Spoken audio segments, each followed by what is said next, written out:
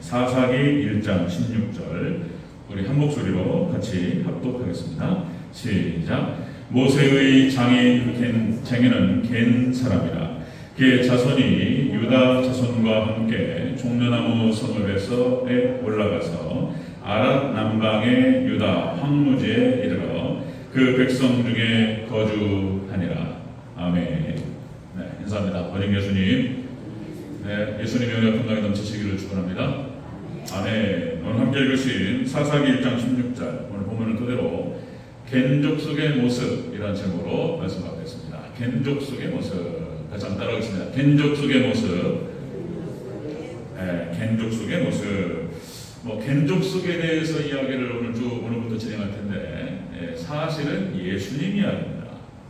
예수님이 함축적으로, 상징적으로 잘 담겨 있습니다. 예수님 얘기예요. 겐족 속. 우리가 앞에서 예배의 의미가 무엇이고, 예배를 어떻게 드려야 하는가에 대해서 구약성경과 신약성경 전체적으로 7번에 나눠서 예배를 살펴봤습니다. 이제 우리가 신앙생활을 어떻게 해야 될 것인가에 대한 모델로 겐족속을 한번 살펴볼 필요가 있겠다, 이렇게 이제 생각을 했다는 거죠. 제가 하나님께 감동하셔서 겐족속에 대한 연구는 이미 되어 있고, 그래서 이거를 잘 잡아서 앞으로 몇 번이 될지 모르겠는데 우리 신앙의 모델로 겐족속을 쭉 한번 살펴보도록 하겠습니다. 자, 여러분들, 어른은 아이의 거울이다, 이런 말이 있죠. 어른은 아이의 거울이다. 또 거꾸로 아이는 어른의 거울이다, 이런 말도 있는데, 아이의 모습을 보면 그 부모를 알 수 있고, 그죠? 이제 거울처럼 반대로 같이 쓰는 말이에요. 근데 어른도 아이의 거울이다. 그러니까 이제 아이들이 성장할 때 어른을 보고 자라요. 어른의 표정. 그래서 어른들이 예배드리는 거, 어른이 신앙생활하는 거, 아이들이 다 봅니다. 그리고 따라가는 거예요. 그래서 본을 보이는 게 중요한데, 그래서 애들 앞에서는 찬물도 못 마신다. 찬물 막 따라 마셔요. 막 하는 거 똑같이 따라합니다. 자, 여러분들, 우리 대한민국이 전 세계에서 가장 빠른 속도로 노령화된다, 이런 얘기가 있죠. 일본이 갔던 그 길을 따라가는데 그 속도가 빠르다는 거예요. 아이들을 지금 젊은이들이 결혼하지 못하고 아이도 낳지 못하고 막 이런 일이 벌어지고 지금 노령화되는 속도가 빨리 진행된다고 해요. 자, 이렇게 해서 노인들은 많아지는데 우리가 또 이런 말이, 여러분들, 어른은 믿고 따라가고 기준이 될 만한 어른들은 적다, 뭐 이런 얘기를 또 한단 말이죠. 그러니까 홍수 속에 마신 물이 없다, 뭐 이런 것처럼 어른이 사라져가는 그런 시대에, 자, 이 겐족속은 놀랍게 이스라엘 백성들의 거울 역할을 했던 족속입니다. 거울 역할. 그래서 그들이 이게 창세기부터 해가지고 구약성을 쭉 살펴보면 겐족속이 다 나타나요. 밑에 깔려있어, 수면 아래 깔려있기 때문에 이게 지금 누군지를 잘 모른단 말이죠. 자, 그냥 하나씩 벗겨가도록 하겠습니다. 우리 신앙의 모델로 어떻게 우리가 신앙생활을 해야 될 것인가를 겐족속을 통해서 한번 살펴보도록 하겠습니다. 자, 겐족속의 모습 첫 번째입니다. 첫 번째, 그 기원은 참 신비한 족속이에요. 신비한 족속이다, 이렇게 말할 수 있습니다. 우리 사사기 1장 16절 초반부를 잠깐만 읽겠습니다. 사사기 1장 16절 시작. 모세의 장인은 겐 사람이라. 여기까지요. 모세의 장인이 바로 겐 사람이다, 그죠? 모세가 애굽의 왕자로 40년 동안을 자라다가 이제 미디안 광야로 도망을 가죠. 그리고는 미디안 광야에서 누굴 만나냐면 바로 겐족속 이드로를 만나요. 겐족속을 만납니다. 그리고 40년 동안 그 이드로의 딸 십보라와 결혼하고 40년 동안 광야에서 양치기를 합니다. 그리고 이 이드로 겐족속의 신앙을 접붙임받습니다. 이게 지금 그대로 따라가요. 자, 이 겐족속의 기원은, 겐족속의 그 겐이라고 하는 그 기원이 원어 뜻이 동을 두드리다, 이런 뜻이 있습니다. 동을 두드리다. 그냥 대장장이에요, 대장장. 이들은 유목민들로서 양을 쳤고 또 하나의 한편의 직업으로서 대장장 역할을 했다는 거예요. 그래서 금속을 딱 캐내가지고 그것으로 어떤 물건을 만들어요. 칼 만들고 뭐 이런 물건을 만들어요. 자, 그렇게 해서 황무지에 거주하면서 거친 광야에서 살면서 대장장이의 어떤 직업을 가지고 유목민의 직업을 가지고 살아갔다는 것입니다. 자, 이들이 신비스러운 존재, 왜 성경상에서 이렇게 뭡니까? 뭐 아브라함과 이삭과 야곱과 쭉 나오죠. 그러니까 믿음의 족장 시대가 쭉 지나가고 믿음의 그 주역을 역할, 주인공 역할을 했던 사람들이 있는데 이 겐족속들은 조연 역할을 했어요. 밑에 쫙 수면 밑에 깔려가지고 잘 나타나진 않아요. 자, 이게 신비로운 족속입니다. 그 이유가 몇 가지가 있는데 일단 이름부터가 여러 가지예요. 겐족속을 부르고 있는 이 이름이 여러 가지라서 혼돈을 일으키는 거예요. 혼돈을. 자, 몇 가지만 살펴보도록 하겠습니다. 먼저는 겐족속이다. 금방 우리가 읽었던 것처럼 자, 창세기부터 쭉 기록이 돼요. 그리고 지금 사사기, 이스라엘 정복전쟁이 끝나고 사사기가 시작되는데 거기에도 겐족속이 딱 들어가요. 오늘 사사기 1장에. 그리고는 이 겐족속들이 다윗 시대까지 쭉 내려가요. 자, 그럼 하나씩 살펴보도록 하겠습니다. 자, 이 사람들은 레갑 족속이라고 하기도 합니다. 레갑 족속. 이름이 달라요.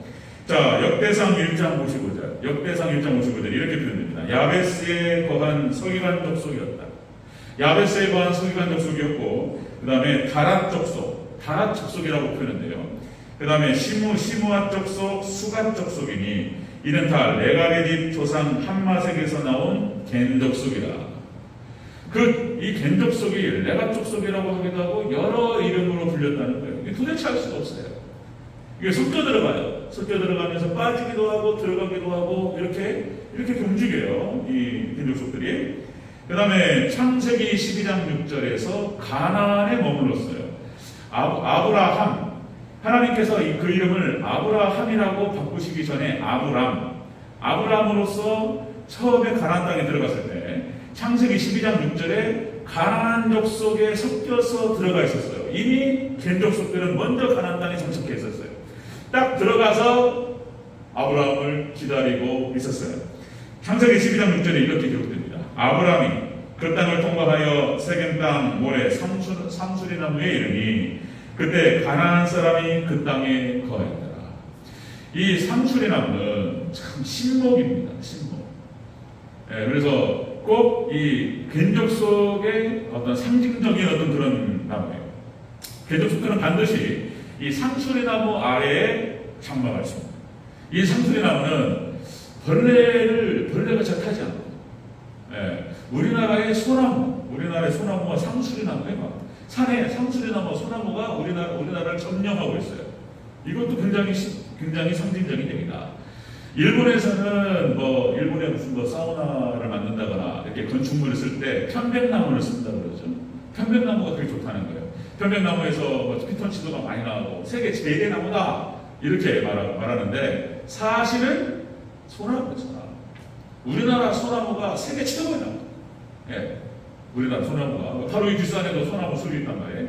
이 소나무 숲에 앉아만 있어도 기가 막힌 거예요. 소나무 숲에. 그것과 함께 이 상수리나무가 기가 막힌 거예요. 상수리나무가. 그래서 여러분들 이 뒷산에 많이 좀 다니세요.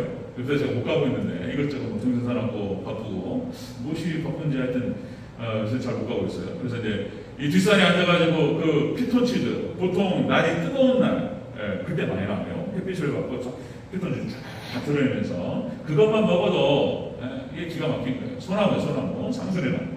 이 겐족 속에 상수리나무가 있으면 거기에 마을을 형성합니다.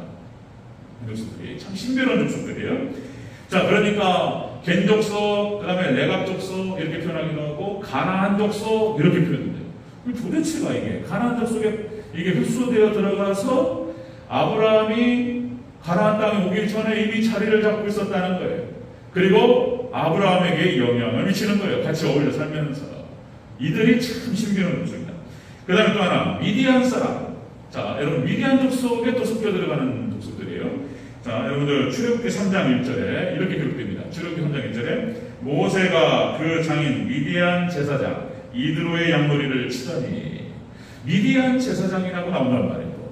그러니까 이게 겐족속이 어디는 겐족속이라고 했다가 어디는 레갑족속이라고 했다가 어디는 가나안족속이라고 했다가 오늘 본문에 보니까 미디안 사람이라고 했다가 도저히 말을 바꿔가면서 이렇게 흡수되어 들어가니까 이게 알 수가 없어요. 그래서 하나님께서 숨겨두셨어요.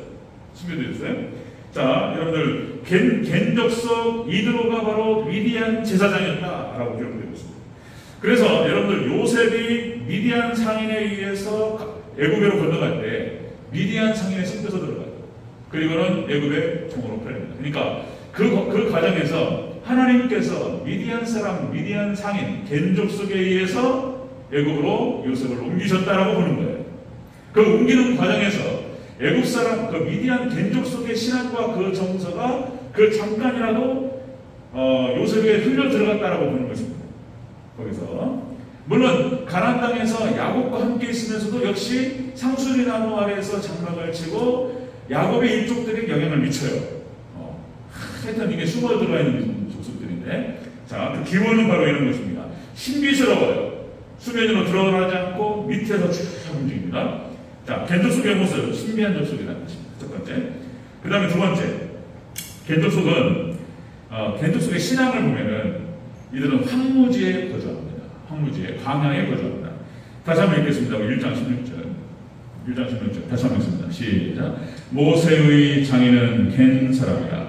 그의 자손이 유다 자손과 함께 종려나무 성읍에서 올라가서 아란 남방의 유다 황무지에 이르러 그 백성 중에 거주하니라. 아멘. 자, 유다 황무지에 거주했다. 자, 아까 말씀드렸듯이 모세의 장인이들은 미디안 광야에 있었습니다. 이들은 광야로 움직여요. 유목민족 돌아다녀요. 이렇게. 그러니까 이 모습 속에, 이 겐족 속의 모습 속에, 겐족 속의 신앙 속에 예수님을 잘 닮았어요. 예수님을 닮았어요. 예수님을 쭉 한번 보겠습니다. 자, 여러분들, 우리 하나님의 백성들의 신앙의 모델은 오직 예수님이신 줄로 믿습니다. 여러분들, 그리스도, 오직 예수 그리스도 주님만을 닮아가는 저와 여러분 되시기를 축원합니다. 그리스도를 본받아라고 하는 책이 있죠. 토마스 아켄피스. 중세 초반에 교부시대의 신앙을 이어받아서 오직 예수님만을 추구했던 토마스 아켄피스가 썼던 그리스도를 본받아. 자, 여러분들, 오직 예수님만이 우리의 신앙의 모델이다. 자, 예수님께서는 성령으로 잉태되셨죠. 예수님 성령으로 잉태되셨던 것처럼 우리도 성령으로 거듭나는 줄로 믿습니다. 하나님의 백성들은 성령으로 거듭나요. 그 다음에 예수님께서는 십자가 고난을 당하셨어요. 우리도 똑같이 하나님의 백성들이 이 땅을 살아가면서 십자가를 지고 예수님을 쫓아갑니다. 그 다음에 예수님 돌아가셨어요. 예수님 희생당하시고 죽으셨던 것처럼 우리도 동일하게 옛사람을 죽여야 돼요. 우리도 우리 스스로를 죽여가면서 예수님을 따라갑니다. 자, 예수님 부활하셨어요. 동일하게 우리도 다시 부활할 줄로 믿습니다. 정확하게 예수님 따라가요. 예수님께서 이 땅에서 승천하셔서 하나님 우편에 앉아 계시는 것처럼 우리도 동일하게 우리도 하늘로 올라가서 하나님 우편에 거할 줄로 믿습니다. 아멘. 정확하게 하나님 백성들, 예수님의 제자들은 예수님을 따라가요. 정확하게 닮아갑니다. 이 겐족속도 마찬가지예요. 겐족속은 자, 성경성에 나타나는 철저한 여호와 신앙을 가지고 있었습니다. 철저한 여호와 신앙이에요. 하나님 중심 신앙을 겐족속이 가지고 있어요. 자, 출애굽기 18장 12절에서 이스라엘 백성들이 출애굽을 해가지고 홍해를 건너고 여러 가지 아말렉이 쳐들어가지고 또 그들을 물리치고 여러 가지 산전수전을 거쳐가지고 쭉 시내산까지 와요. 근데 이드로가 찾아왔어요. 이드로가 찾아와가지고 자, 출애굽기 18장 12절에서 어떤 장면이 나타나냐면 모세의 장인 이드로가 번제물과 희생을 하나님께 가져오매 아론과 이스라엘 모든 장로가 와서 모세의 장인과 함께 하나님 앞에 떡을 먹으니라. 이드로가 와가지고 하나님께 번제물을 드립니다. 하나님을 어떻게 섬길 것인가에 대해서 이드로가 다 가르쳐줘요. 그리고 이스라엘 백성들이 광야를 지나고 이제 법을 세워서 이스라엘 백성을 어떻게 통치할 것인가에 대해서 이드로가 다 가르쳐줘요. 여기서 이드로는 예수님을 상징해요. 이드로가 다 가르쳐줘요. 그리고 이드로는 떠나요. 이드로는 떠나는데 호밥이 남아요. 호밥은 이드로의 아들입니다. 십보라의 오빠예요. 그 전통이 쭉 이드로가 다 가르쳐주고 호밥을 통해서 계속 전수되는 거예요. 하나님께 참 놀랍게 일으키는 것 같았어요. 철저한 여호와 신앙을 가지고 있었고 이 신앙을 모세에게 주고 이스라엘 백성들에게 전수해요. 이 역할을 하는 거예요. 자, 그 다음에 열왕기하 10장 15절에서 17절까지 바알 우상을 철폐하는데 겐족속이 들어갑니다. 바알 우상을 철폐해요. 이 겐족속들은 여러분들 싸우는 족속이 아니에요. 아주 순한 족속이에요.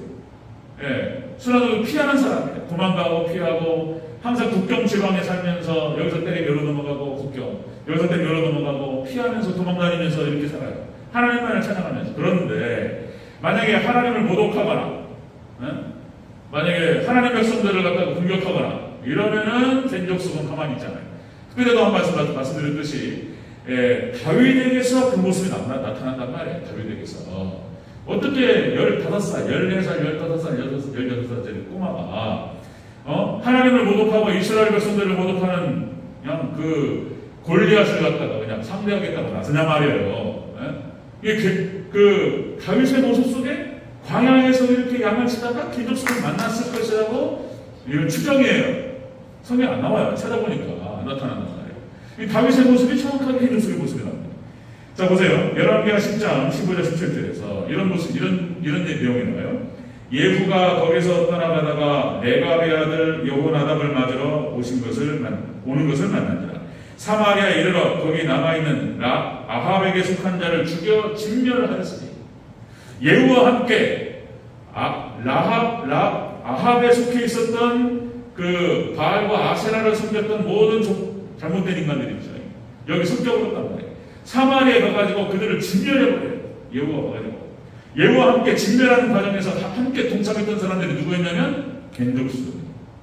이들이 가는 거예요. 이들이. 자, 이 레갑의 아들 여호나답을 맞으러 오는 것을 봅니다.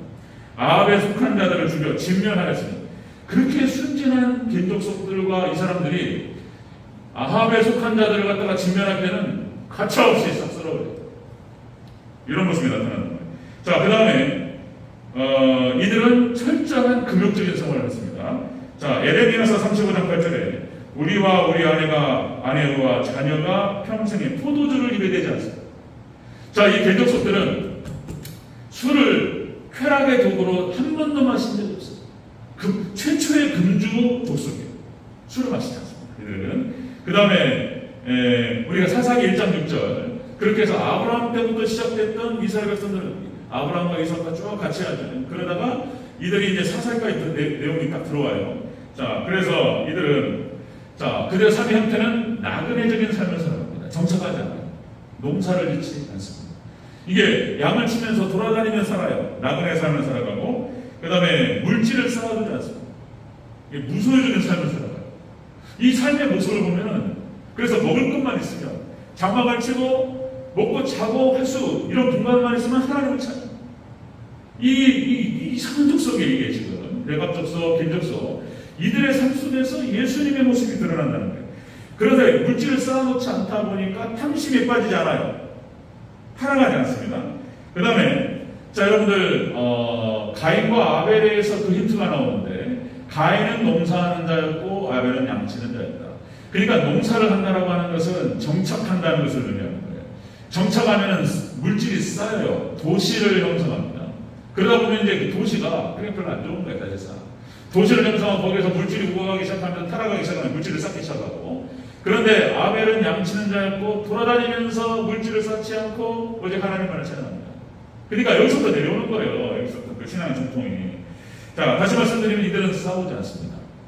웬만하면 싸우지 않고 다투지 않고 피합니다. 여러분들 에레미야서 35장 11절에서 느부갓네살 바벨론이 오니까 사실상 여기서 피해버려요. 뭐 무서워서 피했다 이게 아니고 싸우기 싫어서 피합니다. 하나님의 뜻이었어요. 자, 이런데 이들이 이렇게 예수님을 닮아있는 철저한 고난받는 신앙을 갖습니다. 자, 시편 71편에 보니까 시편 71편에 이때가 이 시편 71편도 다윗이 압살롬에 의해서 피하면서 쓴 시예요. 자, 여러분들 여기에 내용이 보면 이 요나답을 중심으로 해서 레갑 족속이 기록이 되는데 이들은 71편 고난받는 이 71편 시를 그렇게 좋아했다고 나와요. 고난받는 신앙을 가지고 오직 하나님만을 찬양하고 고난과 함께했던 바로 겐족속이 되겠습니다. 자, 이 신비한 겐족속의 모습은 바로 그런 모습으로 가지고 있다.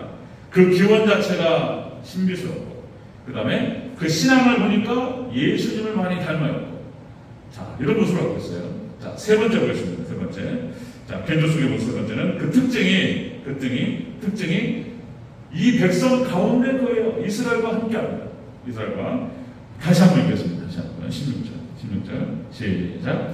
모세의 장인은 갠 사람이다. 그의 자손이 유다 자손과 함께 종려나무 성읍에서 올라가서 아란 남방의 유다 황무지에 이르러 그 백성 중에 거주하니라. 아멘. 이스라엘 백성들과 함께 거해요. 그 백성 중에 함께 거했다. 이 신비로운 족속이 하나님께서 숨겨두셨어요. 놀랍게 그 특징 자체가 유다 족속과 함께합니다. 이스라엘 백성들과 함께해요. 네? 함께합니다. 예수님께서 마치 함께 하신 것처럼 하나님께서 삼일차 하나님께서 이 땅에 아브라함의 자손들 그 자손들에게 이 겐족속을 심어두셨어요. 놀라워요. 자,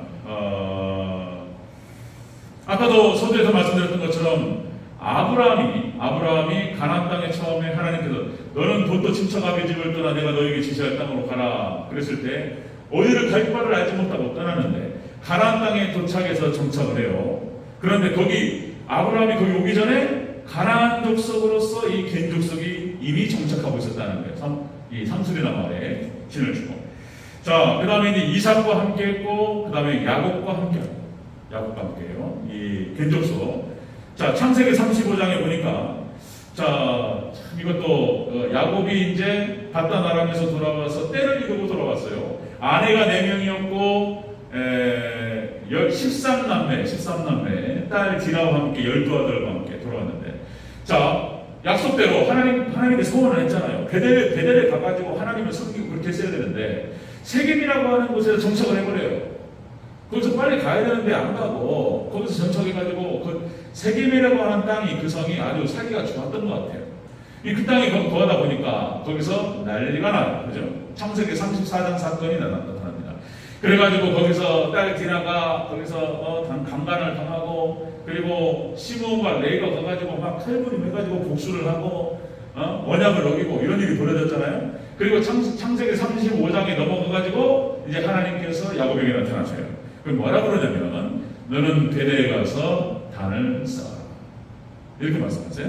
그런데 거기에 놀랍게 나타나는 구절이 뭐냐면은, 자, 야곱의 일족이 여러 가지 우상, 귀고리 같은 거라든지 이런 것들, 우상으로 가지고 있었던 뭐라 그래요? 이렇게, 가지고 다니면서 이렇게 쳐다보고 다니고, 이렇게 물건 같은 거 가지고 다니고, 드라빔 같은 거, 뭐라고 하는데, 그러니까 이제 이 모든 것을 싹 걷어가지고 마물의 상수리나무 아래 묻습니다. 그게 창세기 3장, 35장 1절에 5절만 쓰면 그 기록이 나와요. 그러니까 회개를 진행할 때 반드시 그게 나와요. 상수리나무. 그러니까 창세기 35장에서 야곱의 일족이 회개하고 베델에 가서 단을 쌓는 과정에서 겐족속들이 함께 했던 거예요. 그게 거기에 기록이 되지 않지만 그것이 은연중에 상징적으로 기록이 되는 거예요. 자, 이렇게 야곱과 함께 했고, 아까 말씀드렸듯이 요셉이 애굽으로 건너갈 때 미디안 족속으로서 요셉에게 함께 했고, 모세의 장인이 바로 겐 족속이에요. 그죠? 그 다음에 여러분들 아내 십보라가 겐 족속이에요. 그 다음에 천함의 손이 호밥이 겐 족속이에요. 자, 그래서 여러분들 이스라엘 백성들이 광야를 지날 때 호밥이 함께. 그리고 가나안 전복 전쟁을 치를 때에도 호밥이 함께했어요. 자, 금방 오늘 사사기가 시작될 때도 마찬가지입니다. 이 모세의 장인 겐 족속들, 그들이 호밥과 함께 이스라엘에 거주했다라고 기록되고 있습니다. 이상하게 이들은 이스라엘 백성들과 함께합니다. 자, 여러분들 이 이스라엘 백성들이 민수기서 10장 29절에서 자, 쭉 같이 했다는 그 기록이 나오고, 그 다음에 사무엘상 15장 6절, 그 다음에 27장 10절, 사무엘상 30장 20절, 여기에 겐 족속들이 쭉 나타나요. 그러니까 다윗 시대까지 이들이 함께했다라고 하는 기록들이 쭉 기록이 됩니다. 그러니까 참 신비한 족속이고, 그렇게 해서 여러분들 이스라엘 백성들과 함께했고 믿음의 족장들에게 그 신앙을 전수하고 어떻게 하나님을 섬길 것인가, 여호와 중심의 신앙을 쭉 심어와요. 이게 예수님 얘기. 자, 겐 족속의 모습은 바로 그런 모습이었다. 자, 기원 자체가 신비하고 그 이름을 바꾸기 때문에. 그 다음에 두 번째, 이들의 신앙은 철저하게 여호와 중심의 신앙, 예수님을 많이 닮아있는 그런 신앙을 있었고, 세 번째, 이들은 이스라엘 백성들 안에 거하면서 그들에게 영향을 미쳤다는 거죠. 그러니까 여러분들 오늘 이 시대에도 겐족속 같은 신앙인들이 있어요. 꼭 있습니다. 교회도 뭐 그렇게 다 얘기한단 말이죠. 새벽 예배가 이제 그 교회 11조다라는 표현을 쓰는 건데, 겐족속 같은 신앙, 우리 교계에도 마찬가지입니다. 교계에도 꼭 특별한 교회들이 있어요. 우리 대전절교회가 그런 겐족속 같은 그런 신앙이 교회가 되기를 주의 이름으로 축원합니다. 그래서 많은 다른 교회들을 지원하고 교회들을 세우고 주의 종들을 세워나가요. 이 겐족속 같은 신앙입니다. 그런 목사들도 계시고, 저도 이제 이걸 보면서 이제 해보려고 하는데, 여러분들 기도 많이 해주시기 바랍니다. 아멘. 마지막 종말 때 하나님 쓰시는 종들이 또 있어요. 교회도 있습니다, 교회도.